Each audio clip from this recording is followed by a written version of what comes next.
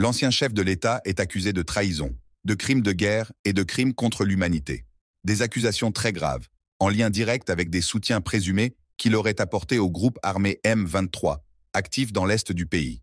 Le procureur militaire affirme disposer de témoignages et d'éléments matériels impliquant Kabila dans des opérations de déstabilisation, notamment via des financements, des réunions secrètes et des instructions données à des cadres militaires. L'un des témoins clés serait Éric Nkouba, ancien conseiller militaire, qui aurait directement participé à des réunions en présence de Kabila. Cette initiative judiciaire divise profondément la classe politique. D'un côté, les proches de Félix Tshisekedi saluent un acte de justice et de vérité. De l'autre, le camp Kabila dénonce une manœuvre politique destinée à éliminer un adversaire gênant. Mais une chose est certaine, si le Sénat accepte la levée d'immunité, Joseph Kabila deviendra le premier ancien président de la République démocratique du Congo à être poursuivi pour de tels crimes. Un tournant historique. Les tensions avec la Senko et l'ECC. Au même moment, une autre tension se cristallise autour de la présidence de Félix Tshisekedi. Il s'agit cette fois de la tentative de médiation lancée par les grandes institutions religieuses du pays. La Conférence épiscopale nationale du Congo, la Senko, et l'Église du Christ au Congo, l'ECC. Ces deux organisations ont proposé un document intitulé « Pacte social pour la paix et le bien vivre ensemble en RDC ». L'objectif est simple, instaurer un dialogue national inclusif pour éviter que la crise politique actuelle ne dégénère. Mais selon plusieurs sources, le président Félix Tshisekedi a opposé des réticences à cette initiative. Son entourage craint qu'un tel pacte ne soit utilisé comme cheval de Troie par les opposants, notamment Joseph Kabila et Corneille Nangaa, pour revenir sur la scène politique par la fenêtre. Certains conseillers du président l'ont mis en garde, estimant que cette tentative de la Senko pourrait être une manière de le placer sous pression, voire de l'obliger à composer avec ses adversaires. Face à ces soupçons, les évêques ont tenu à rappeler que leur initiative n'avait rien de politique.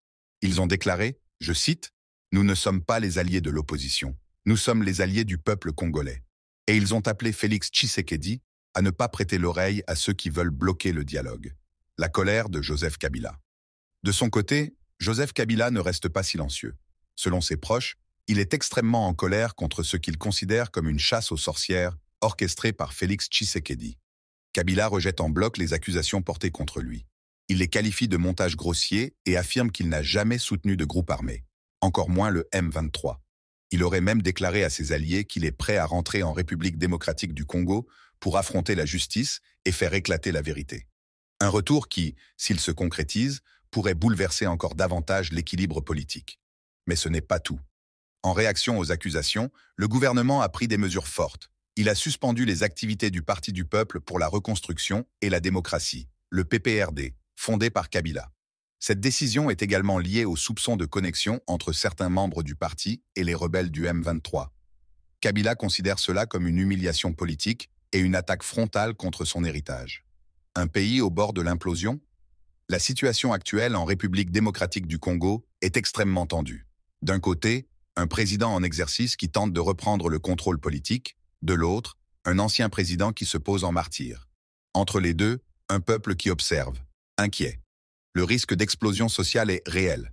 La région de l'Est reste instable, les tensions ethniques sont ravivées, et les affrontements verbaux au Sénat montrent que le climat est délétère.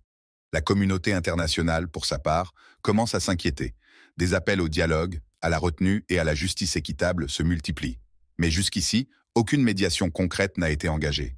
Alors, où va la République démocratique du Congo? Va-t-elle enfin rompre avec l'impunité qui a trop souvent protégé les puissants? Ou bien assiste-t-on à une manœuvre politique de grande ampleur? Ce qui est certain, c'est que l'histoire s'accélère.